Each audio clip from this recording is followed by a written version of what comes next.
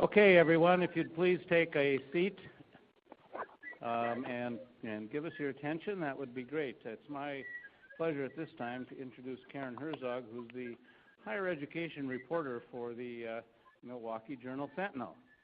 And we appreciate you being here to moderate this session, Karen, and have a member from the media. That's always a good way to get conversation started, we think, and we know you'll do a great job. So the floor is yours.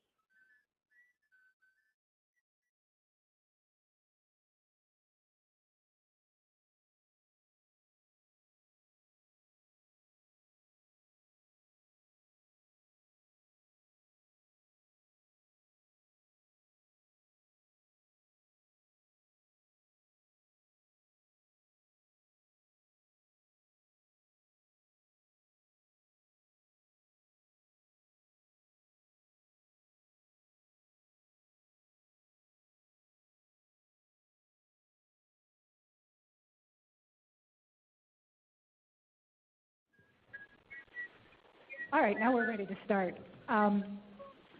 By way of introduction, I wanted to tell you a little story. Tom Harnish had mentioned that UW-Madison received a $100 million gift over the weekend from two Badger alums, and I had the opportunity to interview them and ask them a little bit about that gift. Now, that particular gift is directed toward faculty excellence.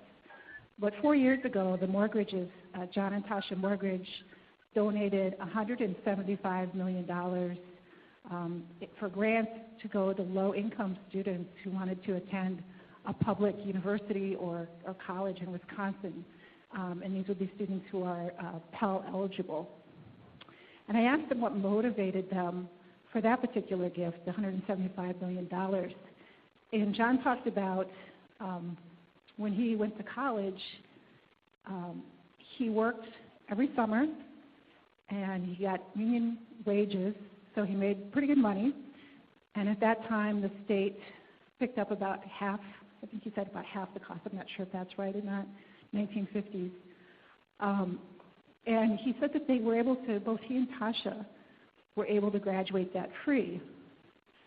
And he said that the reason they wanted to help students with these grants is that things have changed so much, that it's no longer possible to work your way through college by working summers. And the cost of an education is such that students, as you know, are accumulating a lot of debt. So they felt that it was up to them to step up and help out. But I doubt there are enough billionaires out there to pay for everybody's education. So that raises the question of where do we go from here? So I'm very pleased to be the moderator for this next session on rethinking college affordability to maximize states' return on investment in student aid.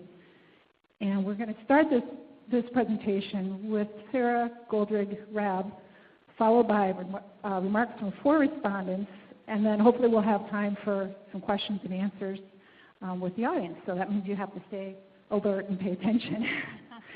Our respondents are State Representative Joan Ballweg from the Wisconsin State Assembly, Ray Cross, President of the University of Wisconsin System, Rolf Wegenke, President and CEO of the Wisconsin Association of Independent Colleges and Universities, and Laramie Wieseman, a senior at Beloit College.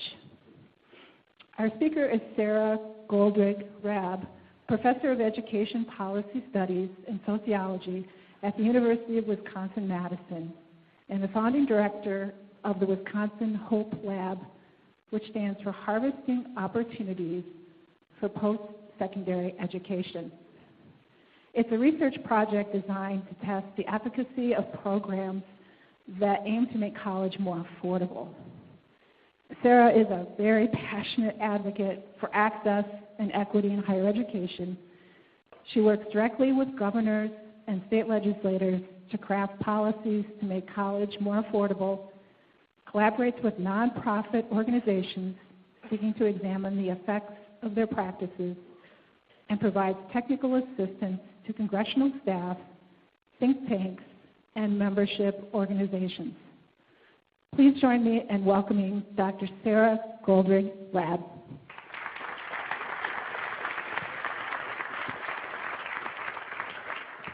Thank you very much, Karen, and thank you to Chris Rasmussen and Larry Isaac for having me here at the Midwestern Higher Education Compact's 10th Annual Public Policy Summit. It's an honor to be here. As Karen mentioned, I am indeed passionate about the topic that we're going to talk about now, which is college affordability. But I want to note a difference between advocating for caring about this topic and taking action on this topic. I consider myself a scholar activist because I believe what's so important is to be scholarly in this area and think hard about the numbers and what assumptions we make about those numbers and the conclusions we draw. And once we start to sort it out, to actually act. In other words, at the Wisconsin Hope Lab, what we're most interested in doing is assessing the data, figuring out what works, and then using it to apply it to our real lives here in Wisconsin so that things can actually change.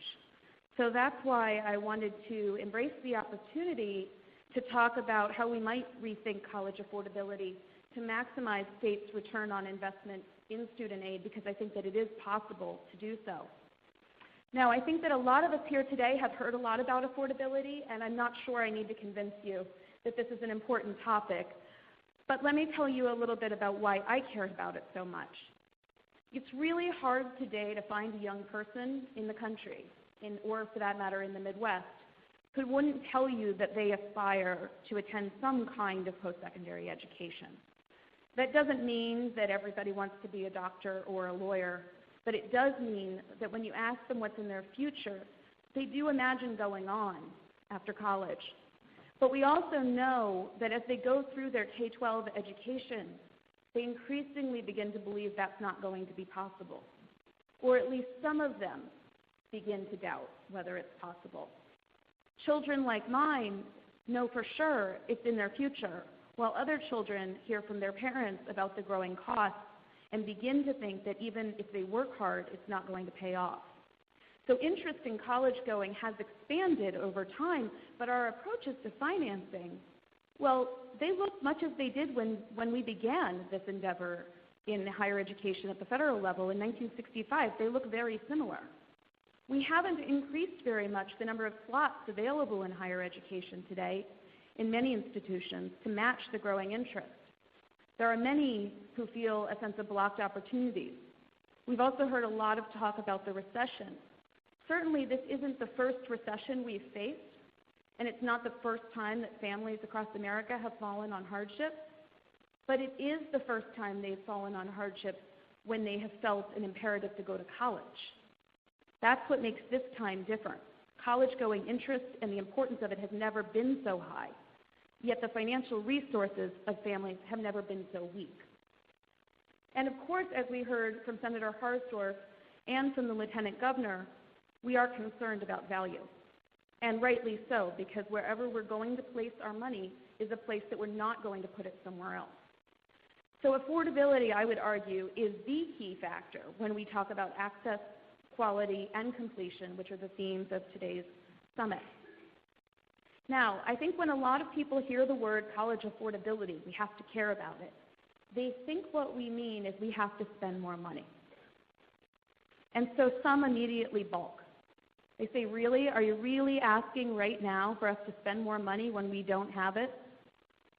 Well, I think it's about many other things besides maybe having more money.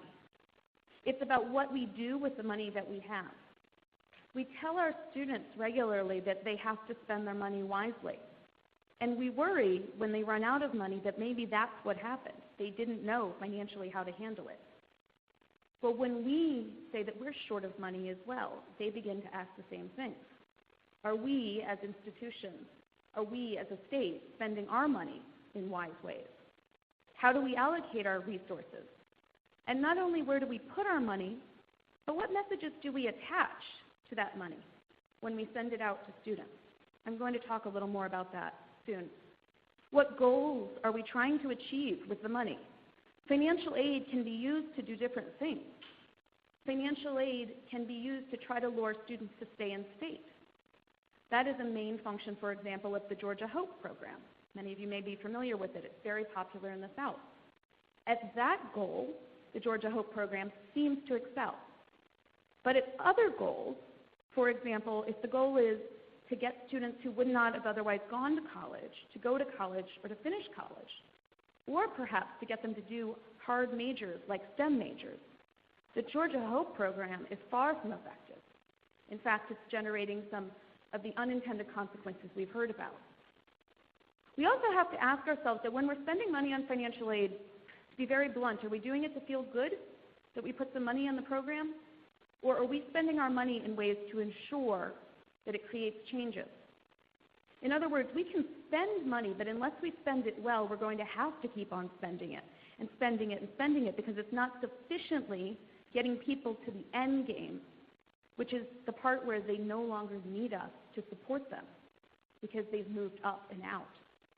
If we spend money to get students into college and don't ensure that they finish, or would they finish, but now they're economically hampered by their debt, we're probably going to have to keep on supporting them for the longer haul, which is clearly not what we want to be doing. So I think it's always important when considering big questions like these to take a hard look at the status quo, especially when we have a room like this full of people from varying backgrounds. Many of us may be from Wisconsin, but that doesn't mean that we're all from the same places. I've lived here long enough now to know that. We need to think about how we assess the current situation. And each of us assesses it differently, and I'm going to say because of two main things.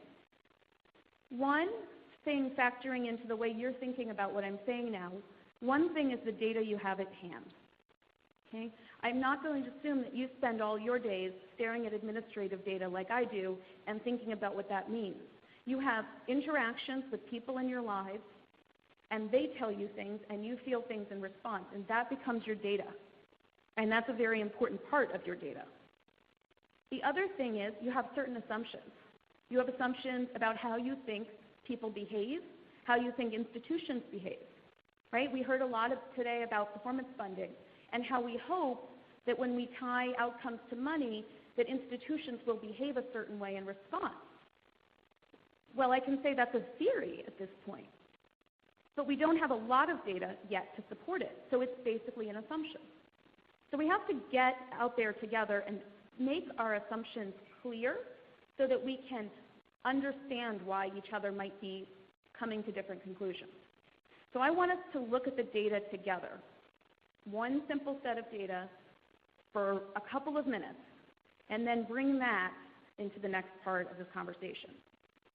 So here's what I want you to do. I have an activity, okay? If you have a pencil or a pen, that would help you. But otherwise, you're going to hold numbers in your head, which I'm sure you're all capable of. Okay, so here's the first thing I need you to do. I need you to think, what is the cost of attendance for full-time enrollment for a student from Wisconsin at the following schools today? 2014, 2015, what's the advertised cost of attendance at the following schools? UW-Milwaukee. You don't have to answer me. Think to yourself. Don't look it up on your phone. I'm watching. iPads, computers. UW-Parkside. Milwaukee Area Technical College. Marquette University. And UW-Madison. Okay, I apologize. Cardinal Stritch should be on this slide. It's not there. So Cardinal Stritch as well and UW-Madison. Okay, so you're thinking about what is the price of going to college, the cost of going to college, what is the sticker price for these schools. Now I want you to think about what is the net price for full-time enrollment if that student is from a low-income background. Okay, so I want you to think about a student who is a dependent student who comes from a family earning, say, $10,000 a year, maybe 20. What are they actually paying? Net price is the price that you get if you take the total cost of attendance and subtract the grants. So you're probably thinking to yourself, we give out grants in Wisconsin, right? So they must be paying less than the full cost of attendance, right? Same set of schools, UW-Milwaukee, Parkside, Milwaukee Area Tech, Marquette, Cardinal Stritch University, UW-Madison. All right, do I have any volunteers to guess at the cost of attendance, the actual sticker price at UW-Milwaukee right now? Anybody willing to have, sorry? 18,000. You got any other guesses? What was that? 21. Okay. Keep thinking to yourself. UW-Parkside, more or less expensive than UW-Milwaukee? Less. Okay, you got any numbers? 17, I hear 17. Okay. All right. Milwaukee Area Technical College, what are we thinking? 9. 9, 10. Okay, same range, all right. Marquette, 56. Okay. Woo. 42. 30. Wow, these are all over the place. Okay, very interesting. All right, Cardinal Stritch, 36. So you're thinking it's less expensive than Marquette. Okay. Anybody else? Okay. Finally, UW-Madison, full cost of attendance. 24. Anybody else? 22. Anybody think it's less than 20? Okay, I'm going to do just one more thing. What do you think it costs for a low-income student to go to UW-Milwaukee right now? Number? Huh? After grants, after all grants. How much? 13,000. Anybody else? 8. Does it cost more to go to Milwaukee or Madison? Okay, all right, here we go. This is cost of attendance. UW-Milwaukee, $22,580. UW-Parkside is a little less expensive by about $200. Milwaukee Area Tech is over 14, approaching 15. Marquette, 50. Cardinal Stritch, 39. UW-Madison, 24,466, almost 25. Those are the 2014-2015 cost of attendance. Okay?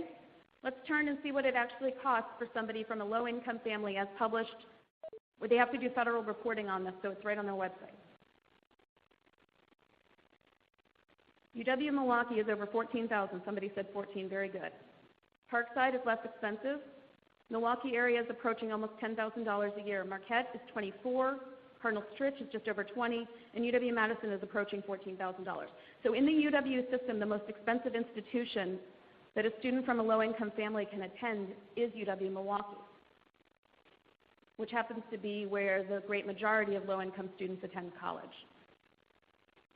Cardinal Stritch and Marquette are well known for enrolling large numbers of low-income students to their credit, so is Milwaukee Area Tech.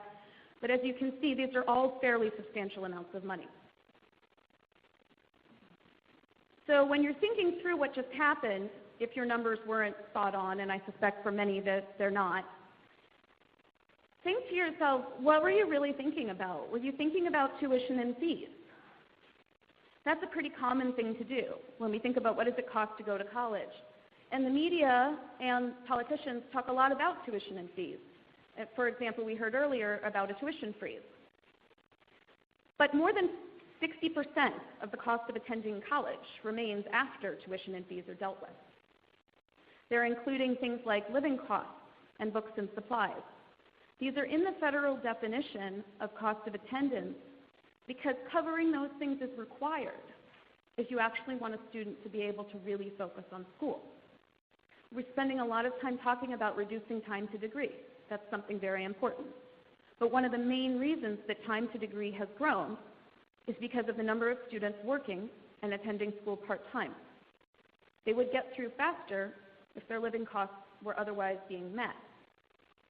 Another thing you might be asking yourself is, I thought it was a little less expensive for the lowest income folks because that is where we're putting our money.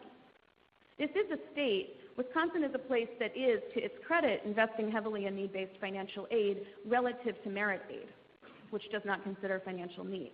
Wisconsin is doing that, so shouldn't it be less expensive? What I'm going to show here is what has happened to what's now known as the Wisconsin Grant, which used to, until very recently, be known as the Wisconsin Higher Education Grant. This is what's happened to Wisconsin grant funding by sector between 2008 and 2011. And what you can see is that, in fact, the state has continued to invest. So the UW system, over those years, the investment's gone from $55 million to $58 million. In the private sector, it's remained quite steady, 27 million, still about 27 million. And in the technical college sector as well, it's bounced around a little bit, but it's still at about 18. So in other words, we are still putting our resources into need-based financial aid. Why then are low-income students, and other students for that matter, watching their net price of going to college rise? Well, one reason is that not every student is going to be able to get the Wisconsin grant. The number of resources, the money that's in there, is not matched with the number of students who today are seeking a college degree. And so, as you can see from these lines, especially in the technical college sector, but it's true as well in the UW system and to some extent in the private colleges, demand is rising for this grant. But the supply, as you could see from the funding levels, are remaining the same. Okay? And that's a lot like what's happened across higher education over time. It's not true that states aren't spending. They're just not spending as much as the number of students going into higher education is growing. And so when we think about affordability, we have to think about capacity and whether we're going to support the growth in the number of students with increased dollars or not, and that can be a choice. But that is in fact why we're seeing the trends that we're seeing today, is because more and more people are seeking college. Now part of that's the recession, because enrollment, especially in the two-year colleges, is countercyclical, which means that when people can't get jobs, they go to seek education. So we can expect some declines there. But what this has meant is that the number of students who would otherwise get the Wisconsin grant and who might have thought that they would get it are showing up but not getting it. And the tricky part of that, and this is where I say something about the messaging, how does the state, how do we as schools and how do we as parents talk to students about filling out their FAFSA and ensuring they get a grant, and then in 1 year you can get the grant if you file by May or June, and the next year you're out of luck because it just ran out sooner. And the date it's going to run out is unknown. In fact, nobody knows when it is until it's already happened. So that's an interesting paradox. When what we've known from public policy making is that if you want people to take advantage and learn from what you're doing, you have to at least be consistent and transparent with the message. So the other thing that's happened over time is not only has the grant run out at different times each year, but its purchasing power, which is one really good way to measure how effective your grant could possibly be, the purchasing power has changed a lot. So a grant is only as good as what it can purchase, right? We know that if you gave me a grant that was $10 in 1950, it would perhaps go farther than a grant that was $10 today. Well, similarly, the purchasing power of that Wisconsin grant has also declined over time. So we can see that for example, in the private institutions, we can see that it used to purchase about 10% of the cost of attendance, and now it only purchases about 7.65%. For the technical colleges, we also see that it hasn't actually even reached the ability to buy 10% of their costs there since 1997, and today it's fallen to below, it's just about 6%. And we've seen some very steep changes in the last few years for UW system students. The grant simply doesn't go as far as it once did. And that's, again, a major shift. I think it's also really important to note that the top line, as you can see on the left, the axis only goes up to 14%. In other words, when we talk about whether what we're spending is enough, we have to think, well, what can it buy you? And as we've looked at the data, what a lot of technical college students get is maybe $500 or $600. The sector is less expensive, but as I've shown you, for net price for low-income students, it's still sitting there at $13,000 or $14,000. I'm not really convinced from any research that giving somebody $500 can change their outcomes. So that's just a case where we have to actually look like what it actually translates into for individual students, and then think about the way in which we're doing our allocations.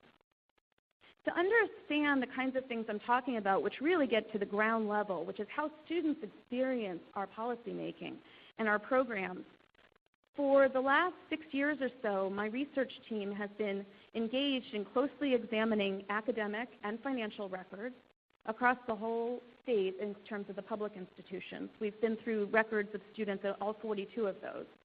We've conducted numerous surveys on all kinds of things that you might be interested in, including their job aspirations, including their expectations of future wages, their feelings about taking on debt. We've conducted interviews, and this has been all over the place. This is not a Madison-focused initiative whatsoever. And what we've learned is that this is one hard-working bunch of students. We've looked for evidence that they're seeking leisure time, but we've even found when they're not working that they don't maximize leisure. They do what many people in Wisconsin do. They take care of their families. We find that students would prefer to work and avoid debt. Not surprising.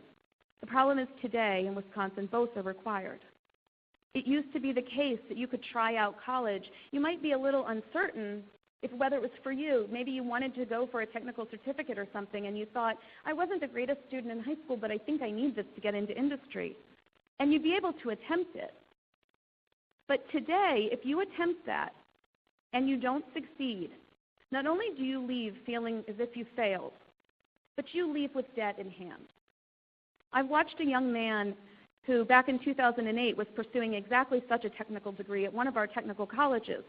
And as he dropped out of college less than a year later, I've had the chance to follow him as he's moved around Wisconsin seeking work.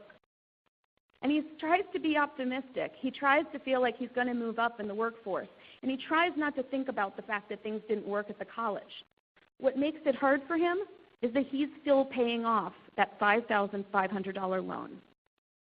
And he can't make any progress on it because he's earning next to nothing. He doesn't know about income-based repayment. He's never heard of it. And he actually would like to go back to school, but somehow believes he's not eligible for financial aid. No one's called him to ask how he's doing. No one's told him any of these things.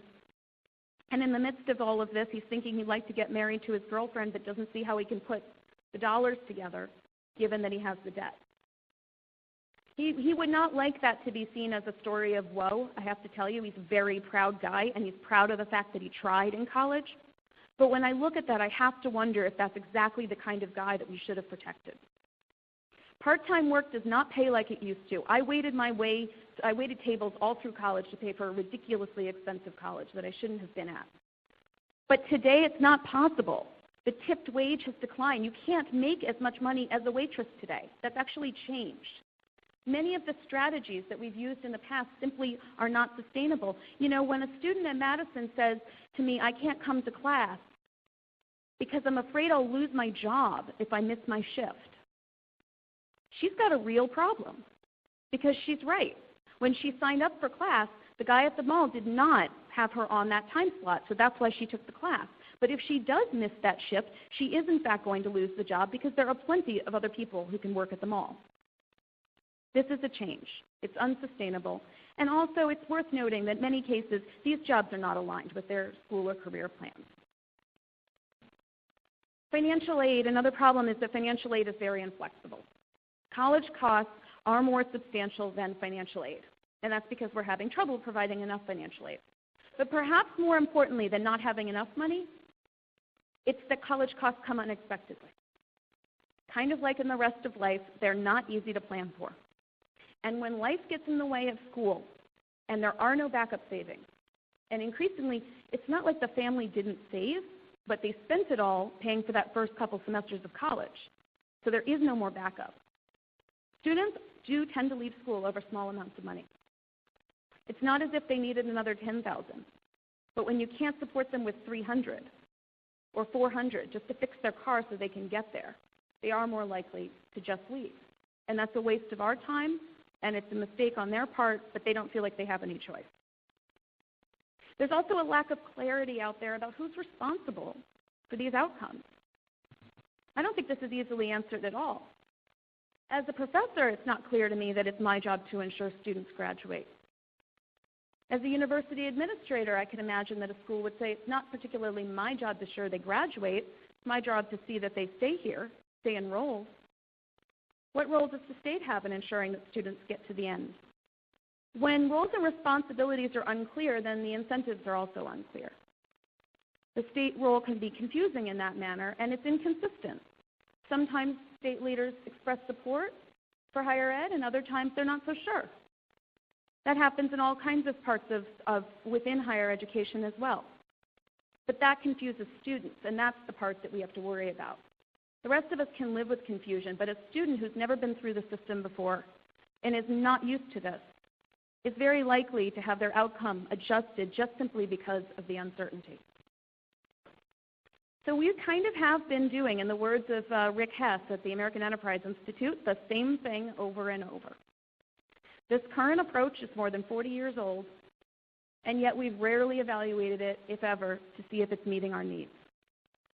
There are a lot of proposals out there for very big and risky changes.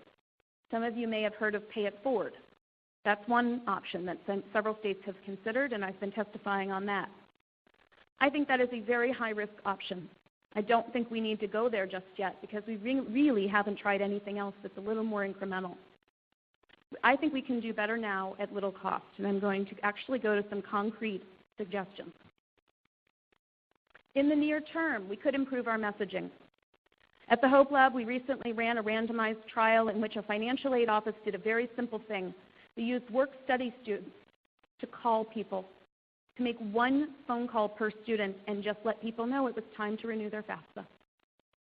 It boosted FAFSA renewal rates. It cost less than $1 a student. There have been other studies that support this sort of thing. We could do this. We may not have a higher education governance system that spans our sectors, but there's no reason we couldn't pool our resources to have a statewide call center. It would be less expensive than doing it at each campus, and there are several messages I think we can all agree on. One is that the state has made an investment in students finishing college through the Wisconsin grant, and we want them to do it. We could call them each fall and let them know that. Let them know that taxpayers in Wisconsin have supported them. We could prompt them to make sure that they do file that FAFSA on time. The form is horrible, and we're all trying to kill the form in Washington, but it still exists, and if we don't draw down those resources into Wisconsin, we're just leaving them on the table. Every year they're being left on the table. We could also, and we've done this a little bit through Project Win-Win, but we could do more of this, simply call folks who've dropped out for a semester or more. Call that young man from my study. Ask him, how's it going? Can we answer any questions about reconnecting with any of our colleges and universities in Wisconsin? Listen to him, see if you can do something. If you can't, okay. But I think the flex option for him would be fantastic, and he'd jump at it. You'd get his enrollment dollars, he'd get a degree, and he'd move on with the rest of his life after paying off his debt. We could do a state institutional performance-based matching fund for what's called micro-grants. These are small little bits of grants. They're just in time, so they're sometimes called emergency aid. There are many schools in the technical college sector that are currently utilizing these thanks to Great Lakes. They're also being used throughout the country. You can deliver these quickly and flexibly if you know how, and I think that at our non-selective and open access institutions in particular, they're really needed. The return on the investment will come through faster time to degree. That's where that would come from. And we could do that. I think that institutions will not have difficulty fundraising for this part, especially if the state was willing to do a small match in return. We could also incentivize our institutions to optimize their current work-study programs. They have federal funds for work-study. That allocation needs revision. It hasn't been revised since the early 1980s. There are more students needing work-study at Milwaukee, yet Madison gets more money. That's a problem that we have to deal with at the federal level. But in the meantime, we can ensure that our schools assign students to work-study positions that meet their actual needs. We have seen students who are packaged with work-study money and go to the mall and ask at Forever 21 for a work-study position. That should not happen, ever. We should be giving them in-time information, just in time, about where they can use it, and we could easily build a matching system where we could match a student's interests to those of an on-campus employer.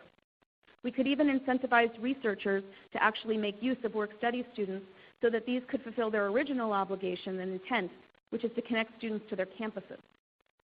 Doing that will help retention. That's known. A state work study program such as the one in Minnesota would be able to buttress such an effort, but I don't think it's necessary as a starting point. We also have to get better information. As the chair of my board, Nino Amato, said in a comment a little while ago, we can't effectively reduce costs if we don't know how. If we don't even know what the costs actually are of bringing a student in Wisconsin through to degree completion, and if we don't know what they are for different types of students, then how will we know if we're over or underspending? I'm having a hard time finding a single resource cost study that can tell me what it actually costs to take a student from Wisconsin with a given profile and educate them till they get a degree. I can only find expenditure data. That does not tell me what it costs. I think we can do better than that. I will also note, and I think I've made the case quite clearly, the Wisconsin grant is long overdue for an evaluation. It may very well be that what it most needs is some sufficient appropriation. However, that may also not be the case. It may be the case that it would be better off targeted, perhaps front-loaded to students in their first 2 years of college. We simply don't know. But if we have some data and evidence, we could have a less emotional conversation about the needs of our schools per se and really focus on the needs of our students and future students. So at the Wisconsin Hope Lab, as I said, we're trying to conduct applied translational research. We're only interested in what we can actually learn from, that we can do something with. The identification of concerns in our laboratory begin with the community. It begins with you all. We have put calls out repeatedly to ask, who are you willing to talk to us? Who will have us in? We visited schools, we visited community groups, we visited with the legislatures, and we feel like the range of potential solutions out there has to reflect the field itself. So if we develop an approach to affordability that doesn't align with political realities or doesn't align with the needs of today's students, that's a failure. I also think that it's really important that our approaches, just like all fiscal approaches, need to be transparent. I don't think it's really helpful when researchers do work that people can't understand. I always try, when I'm talking about our work, to speak as if I was speaking to my grandmother, who always said, say it simply, say it once, say it in English. I think we should all try to do our best and have conversations that way. And I do think that findings should be vetted, translated, and disseminated to as many folks as possible. So we are focused on making college affordable. To me, that means right now that in Wisconsin we need to learn to measure the cost of attendance accurately. We need to help stakeholders, including families, understand those costs in relation to their means, which are increasingly declining, and their needs, which are increasingly growing. And we have to effectively cover those costs in ways that ensure real opportunities. It's fairly well known in the literature that loans are less effective than grants at actually creating changes in college outcomes. That's a good starting point, but that doesn't tell us exactly what we need to do going forward. It may be that a state-based loan program would be helpful for some students. It may mean that for others, we really do have to increase our grant aid because they're never going to take a loan no matter what we do. What we do know is that making college affordable requires thinking about every student and every family from across the whole state, not only the ones that we meet in our daily lives, but all of them. Because the students that we have to care about are not just the ones who already choose college today, but the ones who are making decisions about whether they're going to choose college tomorrow. So thank you very much. This is the URL for our website, and that's my email address, and I welcome your feedback, and I really look forward to this panel.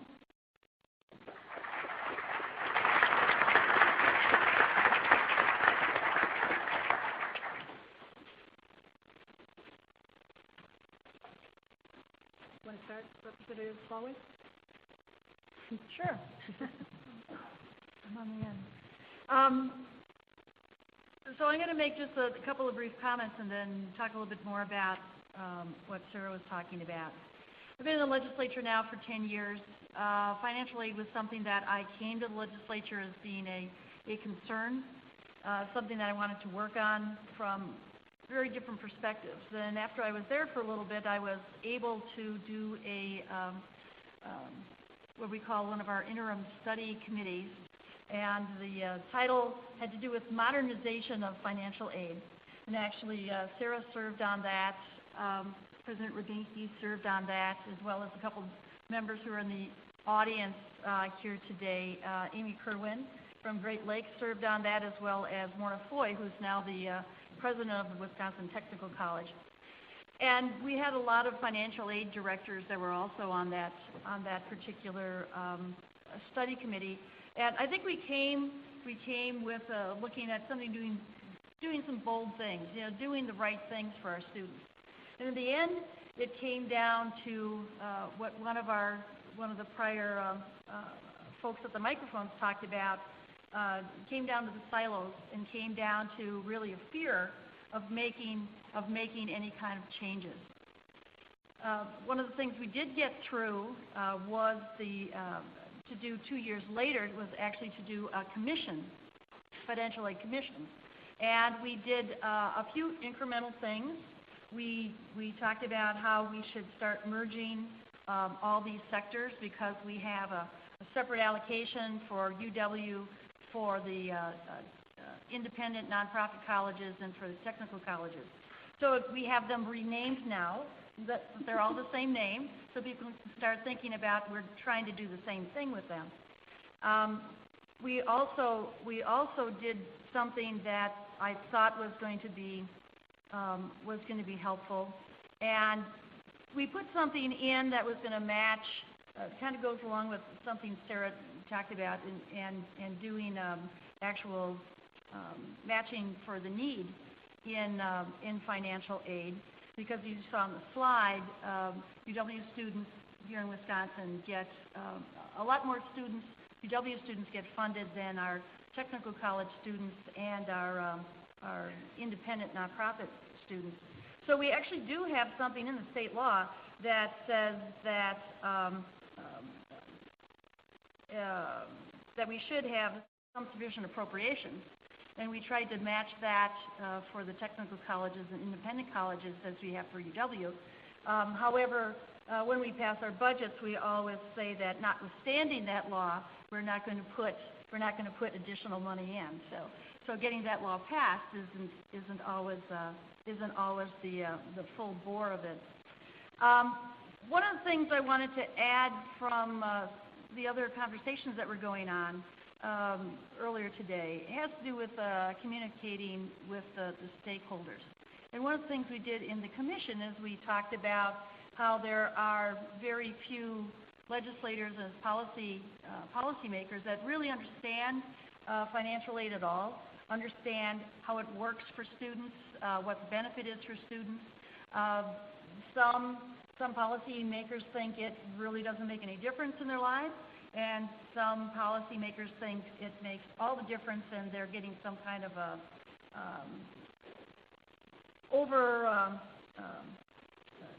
too big an expenditure, too much that they're getting the free ride.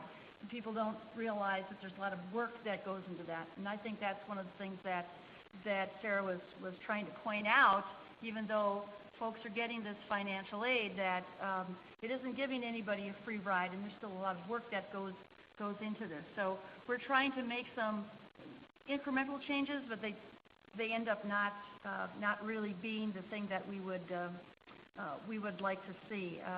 One of the things that I've talked about for the last 10 years is, is there a benefit to help students that are less than part-time to be able to get some kind of funding? Is that something that would decrease their time to graduation, as well as something else that Sara talked about was the value of student work as something that was going to benefit them. The other thing that I do, as well as being in the legislature, I'm in business. My husband and I actually own a farm equipment business. And some of the things that are mentioned over the course of the day is many of these things really haven't changed over the years. Well, if my husband and I were still trying to sell horses, not only would many more of you be hungry, we really wouldn't be in business anymore, because you have to be able to change business, and you have to be able to change how people are looking at things. And I don't want to steal any of the thunder from President Cross, who I presume is going to be coming up next. But I heard him speak several weeks ago up at UW Oshkosh. And some of the things he's doing with trying to take a look at how to better prepare our students and a better way to manage those students that are coming in with better preparation. Things we've done here in the state legislature over the last couple of years, we are putting things in our K-12 education system so that students can have clearer goals. Not that we want to put them on any kind of track, but that they're better prepared, have clearer goals when they come into school, and also a better job with dual enrollment.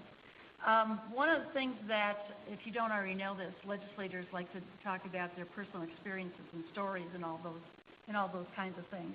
And so I could do that, but I'm not going to bore you with that. But I'm just asking you that when you're trying to convey these kinds of issues and talking with your legislators about this, the more you can do to add the numbers into the stories, the more effective you'll be in trying to break down some of these silos and maybe make some of these what seems like incremental changes maybe a little bolder. And I certainly would advocate that you find champions in all your legislators, legislative bodies in your institutions that can try to put together a group that will help move some of these things forward. So I thank Sara for all the work that she's been doing, and I think it's terrific. And I'm happy to be here to hear a little bit more about what you're all talking about, and see as a legislator how I can help here in Wisconsin. So.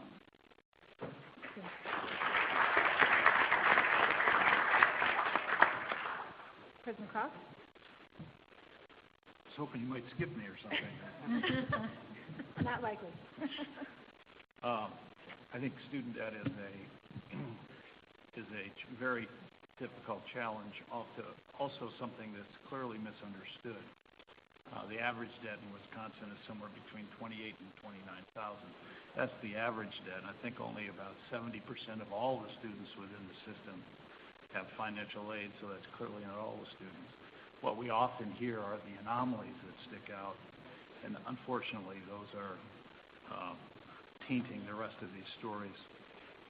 However, that doesn't deal with the issue that I think Sara brought up, which is affordability. And I want to deal with the cost side of affordability for a minute and talk about it in a couple of different ways. I think we need a new funding model. I don't know what that is. I haven't figured that out.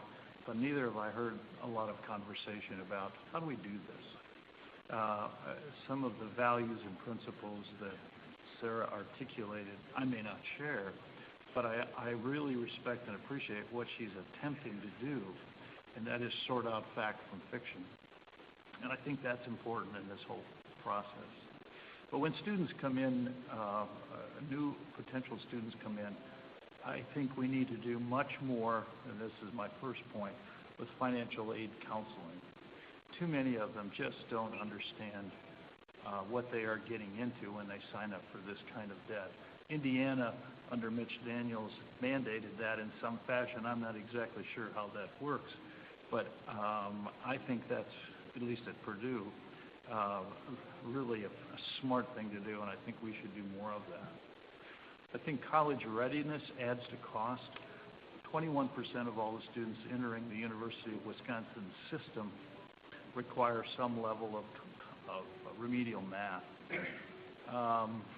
Anytime you have to do something over, it costs you money, and it costs the student money. So how do we more effectively prepare them? We are working with the high schools in Wisconsin to try to focus on math readiness. As Representative Ballweg noted, that's something that's important to us. Third point, expanding dual enrollment. There are a number of students who are ready to take college-level courses in high school, and we have to do that. That reduces their costs. Ironically, it doesn't shorten their time to degree on average. Many of them choose, because they're obviously bright kids who end up taking this, they choose to dual major and do other things, and so they don't necessarily finish in a quicker time. One of the things that Sara said that I think is really important, and I hesitate to throw this out here, but she called it the college cost, the unexpected college cost. It's kind of like buying a car when you go to college and you get your bill. It's kind of like buying a car and then having the dealer say, "Oh, you want a steering wheel with that? Oh, you're going to have to pay extra for that." In the old days, you used to have to pay extra for heaters and everything.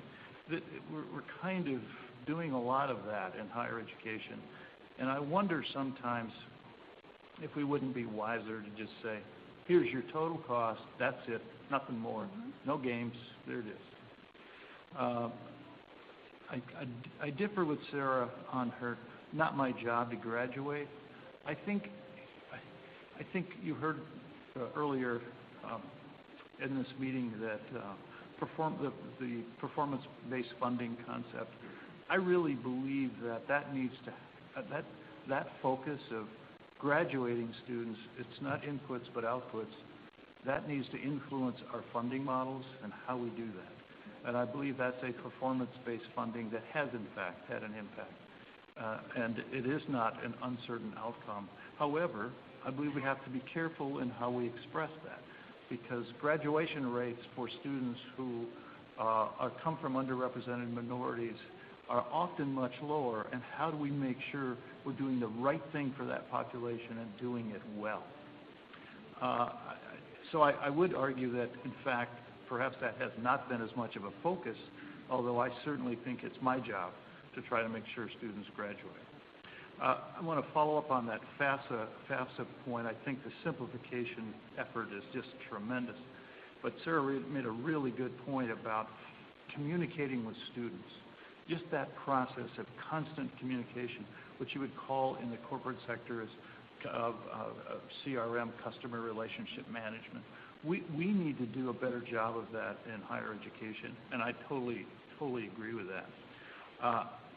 One of the things she noted is that we don't do a very good job of explaining the state's investment in higher education. In fact, too often we sell them short, and that's not good. That's not appropriate. What do I mean by that? Here in Wisconsin, our budget is, the University of Wisconsin budget is just a little bit over $6 billion. Total, all-in budget. And we say the state provides about 17 or 18% of that. Well, that's kind of misleading, because the state actually, the instructional portion of our budget is about $2.55 billion, of which the state provides about 1.1 or 1.2. Somewhere around 45% of the instructional portion of our budget is provided by the state. And I think that's an important thing to point out, and it's important for students and families to understand that. Then I think the micro grants is, boy, that's a really good idea. We use that on a campus that I was president of in New York, and that was so popular. And it's true, Sara, that little piece makes a difference sometimes. Even $50. It was amazing how those little micro grants worked. She suggested that we know the actual cost of educating the student. I agree with that, but there actually is no single cost, because there are so many variables that are associated with that. You would have to index that in some fashion, and I think that that's partly why we look at total overall expenditures and divide it by a student, that kind of process. But I think that's a wise thing to work on, and I noted she's looking at it. I would also just like to discuss the allocation of resources. One of her points was that we may not be allocating resources to where the greatest need is. I probably differ with that some, although I'd like to hear more about that, because I think she's investigated this thoroughly, and if she determines that there are some areas that we should be investing more in, I'd like to hear about those. And I would also encourage her and your group, Sara, Hope, to look at that Tennessee model, the first 2 years free. I'd like to do some research on that. What are the real costs? And keep an eye on what's going on there. I think that's intriguing, because if you just streamline everything, you don't have to pay for all this administration and other stuff that goes, maybe that is cheaper. Maybe that in the end is a good strategy. I think we need some research on that. I feel the same way about that pay it forward. I think I share your perspective on that. I think that's a dangerous trap. And then finally, part of what I heard you arguing, although not directly, is there's some, within a system as diverse as the university, maybe there are opportunities for a true institutional differentiation of tuition.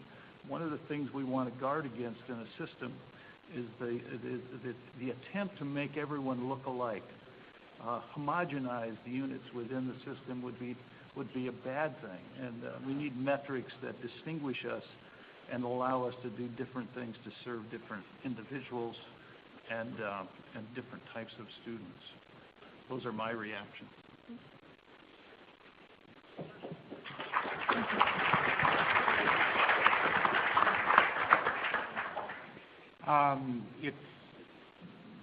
It's one of the many things I like about MHEC is that it blends academia and politics, and in both spheres we love to debate.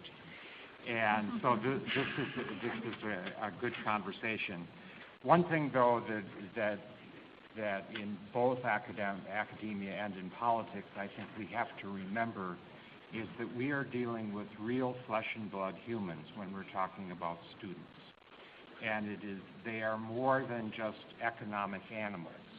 So the choice of a college, a career, the aspirations they have for their lives and their futures, yes, being able to pay the way matters, but so does the individual choice.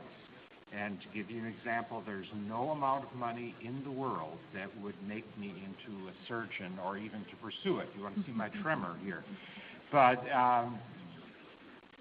it is things like that as we look at those individual students who, after all, are our future, that I think we have to keep in mind in all of this. And in keeping with many other presentations at this summit and before at the commission meeting, I think we do have to look at outcomes. I too prefer Senator Harsdorf's word over performance, but outcomes and whatever.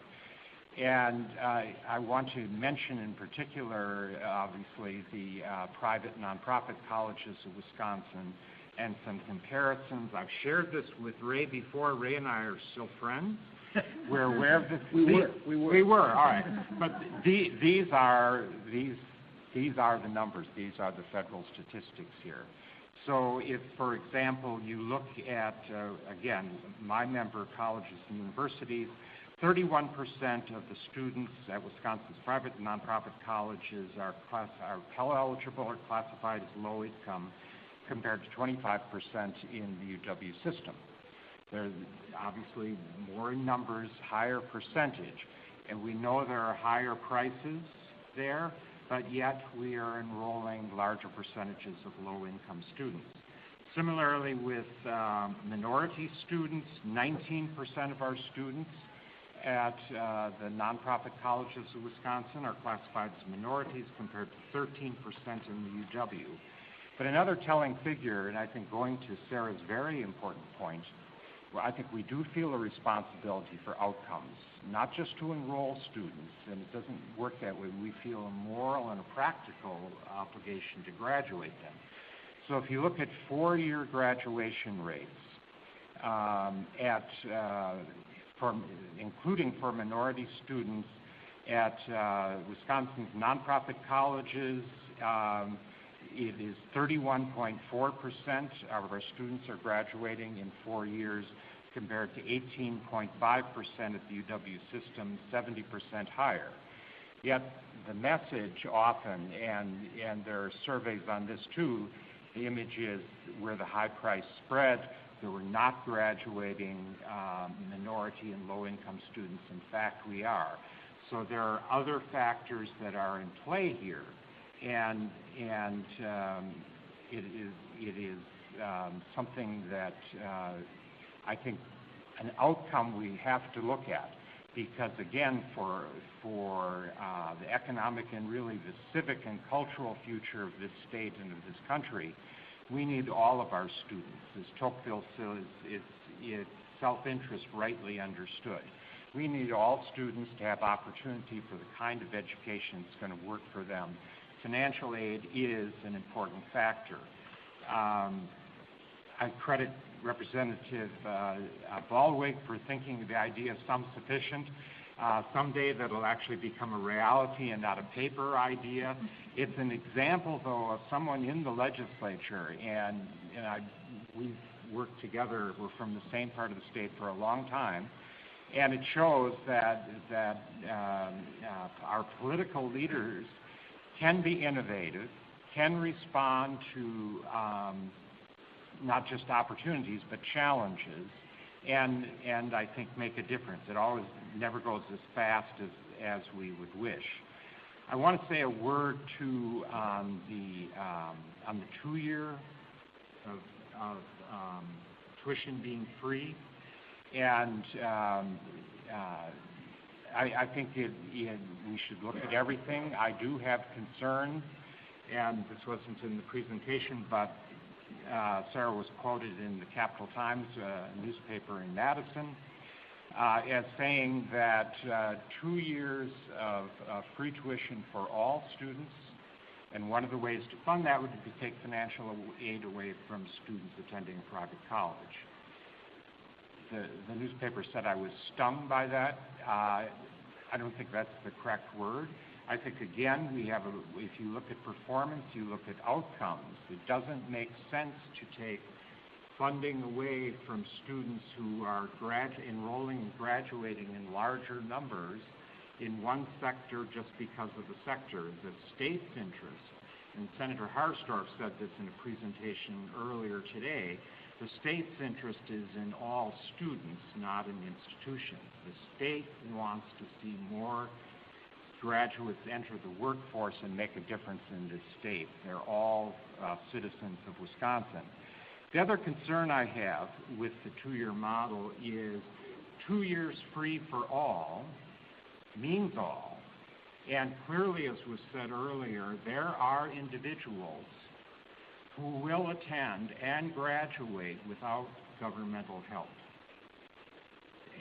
But nevertheless, they would be subsidized in the same rate under this model, if it's truly for all, as someone who does need the help. Government resources, maybe we don't want to admit that, are limited. And it is a matter of setting priorities, I understand, but one of the things, a measure economists would say of effectiveness and efficiency is you incent a change in behavior that you wouldn't achieve otherwise.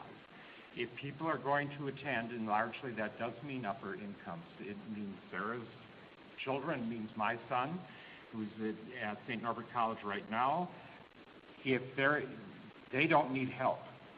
But there are people who are high potential, they have merit, they are college material, but won't go there without help. And if funding is limited, which I believe it necessarily is, the government, to be effective and efficient, should put their funding where it's going to make a difference, where it will help people enroll and graduate.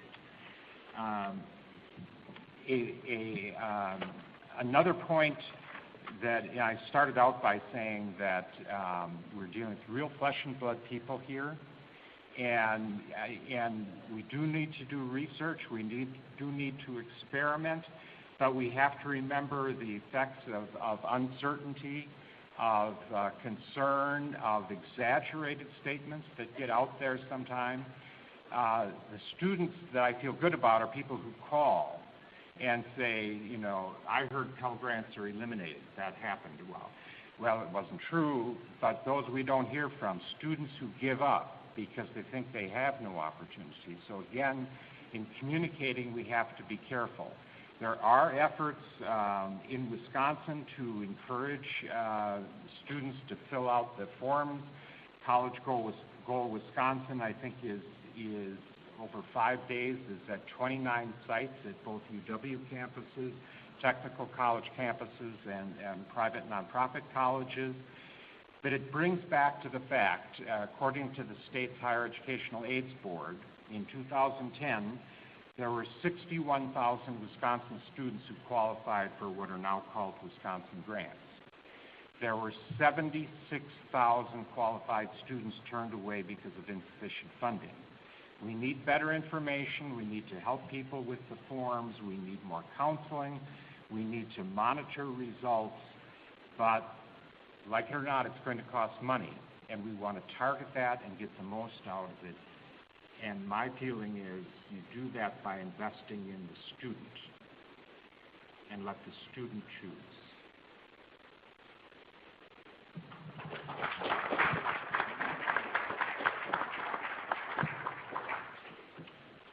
So going off of Dr. Wegenke's comments, I wanted to share my story in order to give and bring perspective to the questions being addressed today. I was a student at Beloit College, or I am a student at Beloit College. I'm in my 9th semester at Beloit College, completing my student teaching at Beloit Memorial High School. As you know, or might not know, Beloit College is a private liberal arts school in Beloit, Wisconsin. In deciding on what college I was to attend, financial aid was a major factor in my decision. I looked at technical colleges. I looked at local state schools. I looked at the private schools in the area. Luckily, I had access to good financial aid because of my grades and family situation. Initially, I was discouraged by the ticket price of Beloit College when I was contacted by coaches because I was being recruited for both basketball and baseball. And it was assumed by me that the ticket price of $44,000 was too high to even consider attending a place like Beloit. But I was assured by both the coaches that were recruiting me that I should apply and still play it out and see what happens. So luckily I did, and it paid off, and it actually ended up being less money for me to attend Beloit College than it would have been compared to local state schools such as UW-Whitewater and schools like that. So I'm very thankful for the opportunity to have attended Beloit College and the opportunities that it gave me, such as small class sizes and lots of internship opportunities that I probably wouldn't have gotten at a state school, I assume. However, during my time at Beloit College, I worked many hours of work study and also had full-time jobs over the summer to try to pay off my school or my out-of-pocket costs. And on top of sports and other extracurriculars, this was a lot for me to deal with and a large burden on top of classes especially. Despite this, I'm still leaving Beloit College as an undergrad with over $30,000 in debt.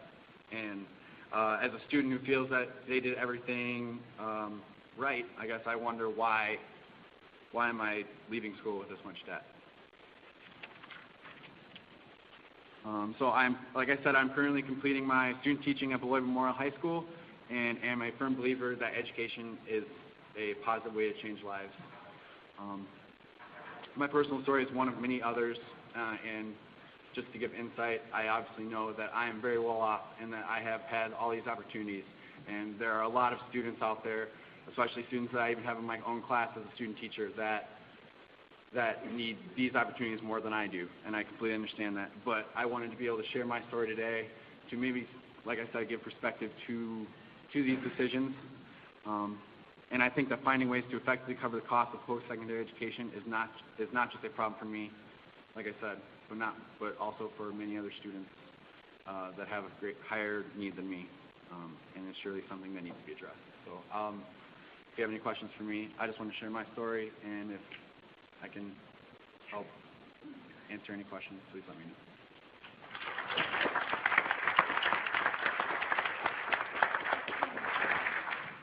Thank you to our panelists. I'm guessing that Sara might have a few things to say in response.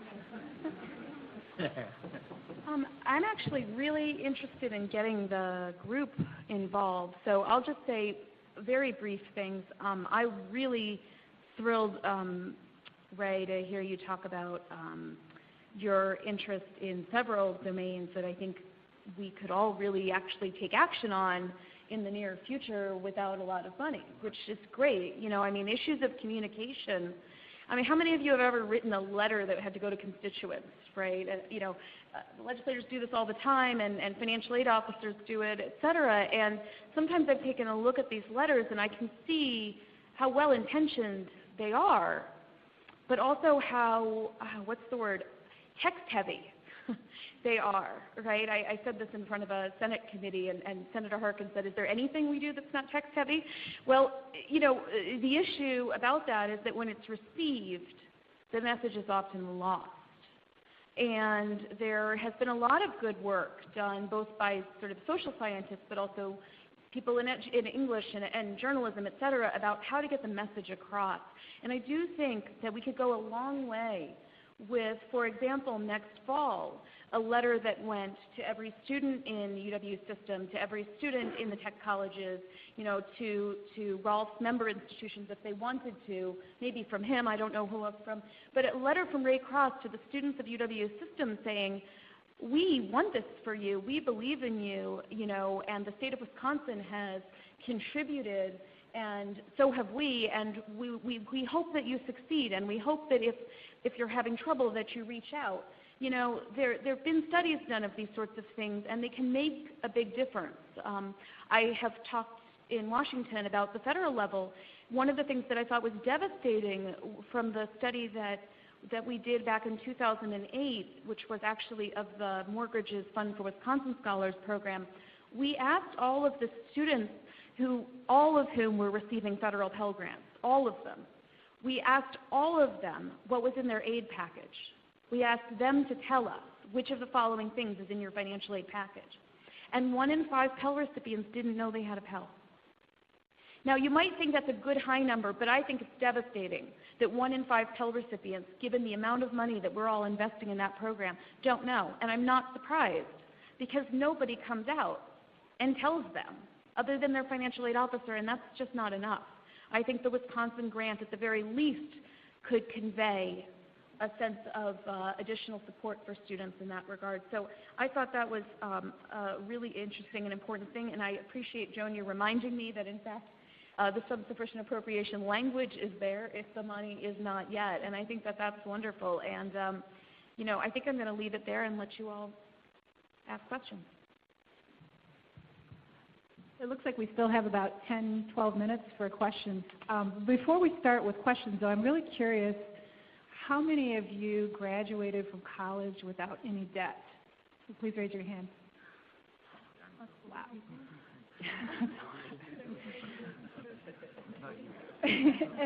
And students, I'm wondering if any of the students in the audience expect that you'll graduate without any debt. Anybody? One other question. I'm curious how many of you have skin in the game as parents of either prospective college students or students who recently graduated, and the debt that they might have. Okay.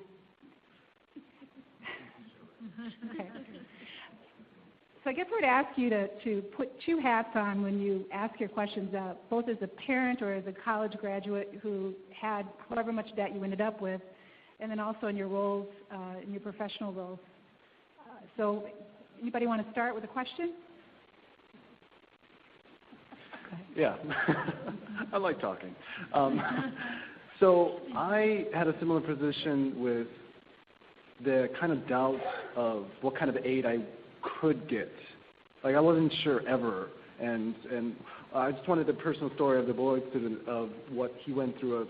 I always thought, I didn't get good grades, but maybe just because of my financial situation, I might get grants. But I didn't even try, and that might have been a fault on my side, that I didn't even try applying at different colleges, maybe, Ivy League or whatever, and I just thought, it's not going to happen. Like, I didn't even try. And because there wasn't that kind of information of how much grant aid at federal or state levels that I could have gotten if I just, tried it out. And so I just wanted your story. So I guess in response to that, I had my preconceived notions about where I was applying and the type of financial aid I was going to get. I figured I would get more money initially from state schools. And like I said, I was initially deterred from even trying to apply to a place like Beloit College or private schools because I anticipated not receiving as much aid from there just because of the higher ticket price. So I guess looking into it, I was encouraged by many people, including my parents and financial aid directors at different colleges, to apply and just see how it played out with the money that I would get for grants and other things. And so I followed that advice and applied to many schools in the area, and like I said, including technical colleges, state schools, and private institutions. So I guess in response to that, my situation ended up being, and mine, like I say, is one of many, that the independent colleges ended up being slightly even cheaper or less money for me to attend initially than those state schools. So I guess my response would be, it's different for everyone, especially with this type of system. But in my case, it worked out that I applied to these different places and that I received a good amount of aid to go to a private institution. Yeah. If I might just briefly mention, going from the private sector side again, I wholeheartedly endorse this. The concept of letting students know what the state's investing, making sure that students that are getting any kind of financial aid understand what the state's investing. On the business side of things, we do that every year with our employees, in that they get a W-2, but then we give them a statement that says what kind of their unnamed W-2 is, how much it costs us to contribute to their 401k, their life insurance program, the unemployment insurance programs that we're paying for, and all kinds of other things that we've done over the years, so that those employees realize it's not just what's on their W-2, that there are other supports as an employer that we are also providing. So I think that's a very compatible. Yes, sir. Jim Applegate from Illinois. First, Sara, thank you for your good work, and we were privileged at Lumina when I was there to be able to help support some of that work. I guess, coming from a state that ranks in Illinois the top 10 in income inequality in the country, not a top 10 you necessarily want to be in, but affordability is a huge issue for a lot of reasons, and I'm worried that we don't understand or don't fully embrace the scope and scale of the problem. So the Department of Labor in 2013, in its data, showed that a four-year college graduate makes 98% more than a high school graduate. That is a bigger gap than in the history of this if we kept data, and it's getting wider faster. So it's clear that this ticket is more and more valuable. Yet the 2010 census tells us that among 24-year-olds post-traditional college age, that those in the upper income quartile, 8 out of 10, 79%, 8 out of 10 have a four-year college degree, no community college for them. Yet if you go to the third quartile, which is solid middle class, it's barely more than 1 out of 3 that has a four-year college degree. And if you go to the lowest income quartile, it's 1 out of 10. And yet we talk about the need for talent, the fact that we don't have enough people in our workforce. So, the New York Times said a while back that the American higher education system may be today more about reproducing privilege than it is about providing opportunity. And so while I know it's bigger than just the affordability issue, I think we have to take a step back. I think that some of the ideas you were laying out were good ones, but this is huge. And I think we have to take a step back, and someone mentioned that the business model is broken for higher education. I think we're going to have to think big on this, because right now we are throwing, based on income, and then you add in the ethnicity issue there, based on color of skin and income, we are throwing millions of people with talent off the college-going boat at a time when that is more important than it's ever been. And so what we need to do is probably bigger than anything we've thought about before.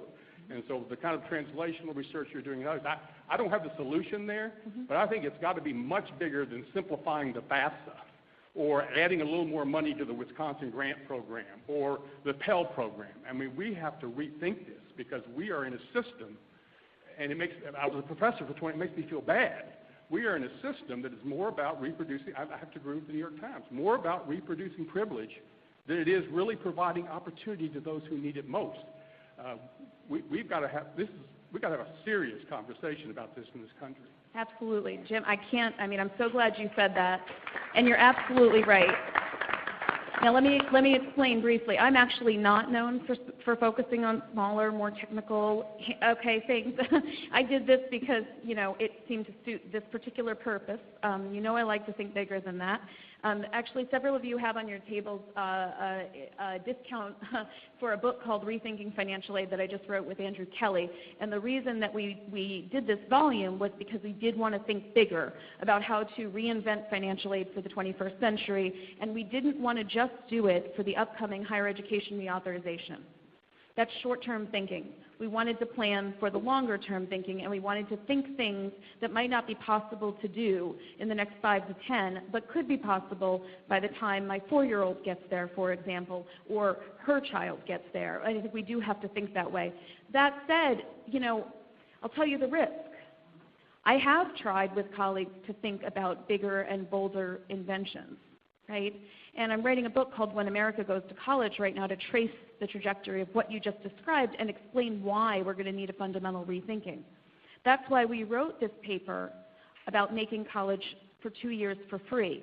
And what we did in the paper was try not to just dream about this, but to try to talk pragmatically about how it might work, what it might look like. And these days, because if you write a paper today, let me tell you, and you talk about something that bold and it costs a lot of money, you're never going to even get a conversation started. Forget it. So we wrote intentionally a proposal that showed you there was one way, at least, to do this without raising additional funds, without raising taxes on anybody. And we wanted to make clear where money currently is flowing because so many taxpayers don't know. So to Rolf's point, we did a thought experiment in which we looked at how much allocation was currently flowing to the private sector in higher ed, and we raised the question, which others have raised in Mississippi and in Tennessee on very different political sides of the aisle. We raised the question about whether those funds could be redirected to serve the broader purpose.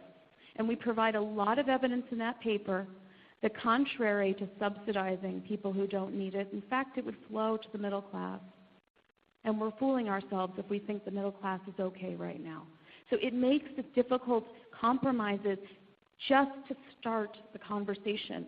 And if we're going to be afraid of starting the conversation, we're never going to get anywhere. Karen, may I weigh in on that for just a minute? I didn't bring this up earlier, but we've heard about affordability and the costs, and Jim, I think, spoke about this widening gap between the haves and have-not. One of the things that we haven't talked about is how do we reduce our costs? And I think that's critically important. If I were, and there are some legislators here, they need to see us looking at ourselves carefully, saying, can we do this any other way? And I believe that also applies to new techniques and new models and how to deliver some things. I read the other day, and I don't know if this is true, but I heard that one of the Texas university institutions is actually building a water park. Somebody in Louisiana found out about it, and they said they wanted to do that too because they had to compete with them. Now, some of this is turning into Harvard envy. How do we get our hands around this realistically so what we're providing is directly in response to what students need and controlling our costs? And I hope that the University of Wisconsin is seen as doing that in the next 4 or 5 years. Because that's one way. And right now we've frozen tuition. It'll probably be 4 years before it's over.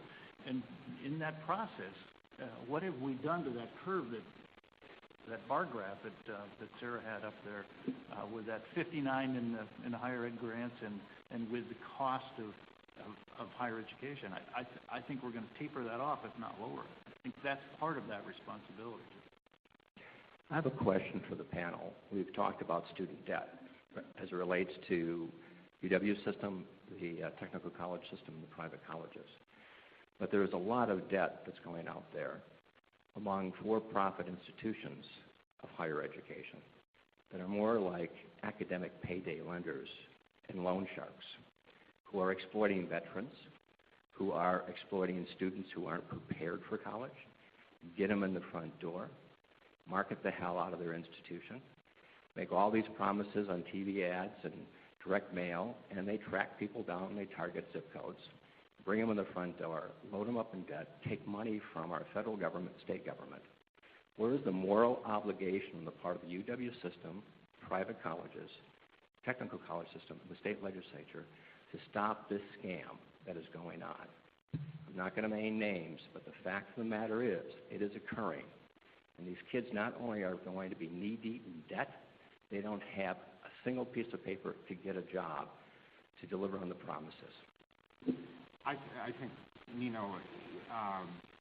I again want to, and I've said this behind your back, but Representative Ballweg and Senator Fred Risser, so it was a nonpartisan. Senator Risser is a Democrat, Representative Ballweg is a Republican, in the Commission on Financial Aid Consolidation and Modernization, not only said no state aid to students attending for-profit institutions, but documented all of those abuses, a lot of them drawn from the Harkin report. And so as far as I know, and I've tried to investigate this, Wisconsin has been the only state to have an official body, because this was created by the legislature, the commission was, that it's come out and documented these abuses and said no aid. So we have a long way to go, and I was on that commission, I supported it, and I support what you said here too. So, but it's good. We need an amen, I think, for these kinds of abuses. Amen. Thank you. I thought that was just going to be rhetorical, but I thank you for responding to that, Rolf. So, well, thank you to our speaker and our panelists. What a wonderful day and a wonderful way to close. We are going to break until 6:15. We'll have buses out front of the hotel to take you to the Milwaukee Art Museum. And once you get there, you'll be able to view the museum at your leisure.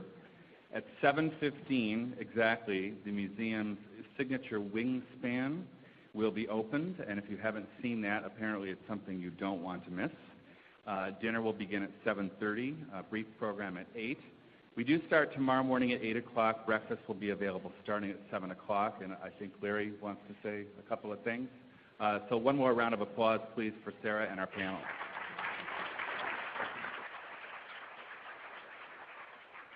Thank you all for attending here today, and I'm going to assume you're all going to be back in the morning. We've got some more, I would say, thought-provoking panels and people to hopefully intrigue you and get your minds thinking. I appreciate the comments that folks have made and the boldness about them. But I think we need to go deeper. We need to go deeper than the conversation we've just had. We need a big debate in this country about public policy. We've talked about the GI Bill, and holy cow, those GIs that came back and they went through and we got them through and we pushed them through. You know why? Take a look at the percentage of your state budget that was going to higher education when the GI folks were going through. And I'll bet it's double than what it is today. That's why we're having trouble, folks. We're doing a lot of good things, but that comes at a price. And so we need a big public policy debate beyond just higher ed.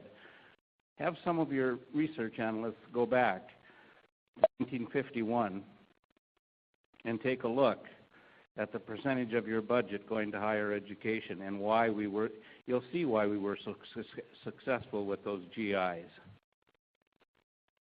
It's not that complicated. Anyway, the other thing I want to say is this. These things don't just happen in a vacuum. So tonight, when you're at dinner and you see some of the MEC staff people there, give them a pat in the back. They've done a heck of a job. They're not in the room now.